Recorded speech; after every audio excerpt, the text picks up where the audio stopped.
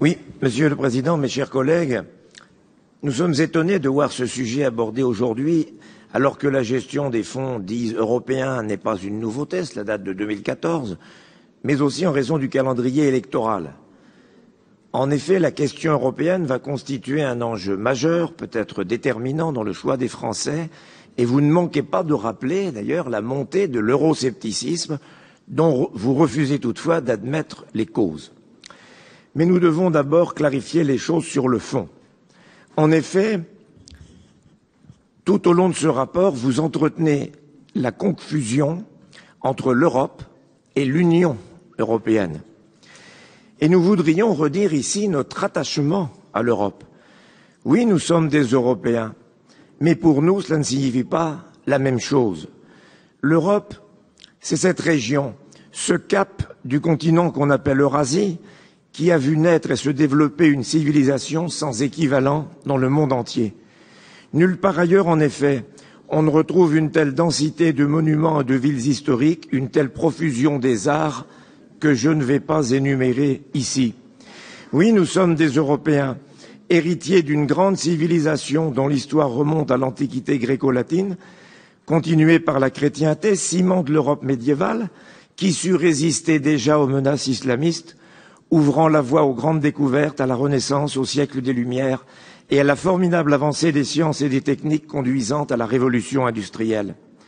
L'Europe, qui, n'en déplaise à M. Macron, a transmis au monde une civilisation dont les grands principes, comme la démocratie et les droits de l'homme, ont acquis une valeur quasi universelle. C'est pourquoi nous sommes fiers d'être Européens, mais dans le cadre institutionnel d'une Europe qui respecte les nations, afin que chaque peuple puisse décider librement de son avenir et conserver son identité culturelle qui fait la richesse de notre continent. C'est pourquoi nous ne pouvons pas adhérer aux objectifs de l'Union européenne, dont la finalité conduit à l'effacement des États-nations. Nous ne pouvons pas adhérer davantage au mode de fonctionnement des institutions européennes, ni aux orientations politiques qui nous font subir la concurrence déloyale intra- et extra-européenne et son corollaire, le dumping social. C'est pourquoi nous ne pouvons pas adhérer à la stratégie européenne que vous nous proposez. Le terme de stratégie mérite d'ailleurs qu'on s'y arrête. Nous y voyons, sinon un aveu, peut-être une forme de lapsus.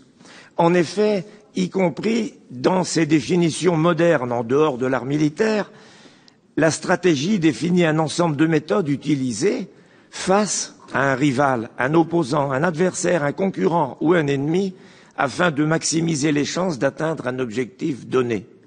Est-ce à dire que vous considérez l'Union européenne comme un adversaire des intérêts de la France et que votre stratégie ne viserait qu'à optimiser les opportunités financières au profit de la région dans l'esprit thatcherien du « I want my money back ». Nous pourrions souscrire au moins à cette partie des enjeux que vous évoquez, mais je sais bien que ce n'est pas tout à fait votre esprit. Sans oublier toutefois de rappeler à nos concitoyens que ce qu'on appelle les aides européennes sont financées avec notre argent, puisque la France est contributrice nette au budget de l'Europe pour environ 9 milliards d'euros par an. Nous le rappellerons dans un amendement par souci de transparence.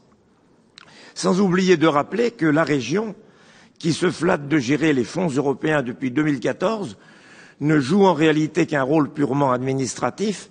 Elle relaie les appels à manifestation d'intérêt ou les appels à projets pour ensuite instruire les dossiers, mais en aucun cas la région n'est autorité décisionnaire, pas plus qu'elle ne définit les objectifs stratégiques qui sont fixés, strictement fixés par la Commission européenne. Alors oui, nous sommes bien obligés de défendre les intérêts et les dossiers régionaux à Bruxelles, tout en passant sous les fourches caudines de la Commission. Mais pour le reste, nous refusons que la région relaie la communication, pour ne pas dire la propagande de l'Union, afin de faire accepter au peuple l'idée d'une prétendue citoyenneté européenne. Nous y reviendrons au cours du débat.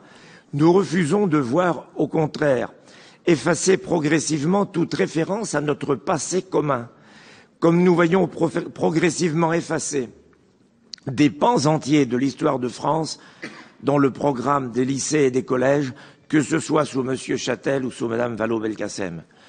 Nous refusons également de considérer que les régions seraient les seuls interlocuteurs avec l'Union, court-circuitant les États-nations. Chacun comprend évidemment que si la France pourrait encore, si elle le décidait, quitte à réviser les traités, s'opposer aux directives de l'Union, les régions n'en auraient pas la possibilité. Une région comme la région Centre en particulier, avec ses 2,5 millions d'habitants, au milieu de l'Europe. Nous refusons donc cette logique qui signifierait tout simplement la fin de notre histoire en tant que nation libre et souveraine, ce sera l'un des enjeux majeurs de cette élection présidentielle. Puissent les Français entrer en résistance et dire non à ce projet. Pour notre part, nous ne voterons pas ce rapport.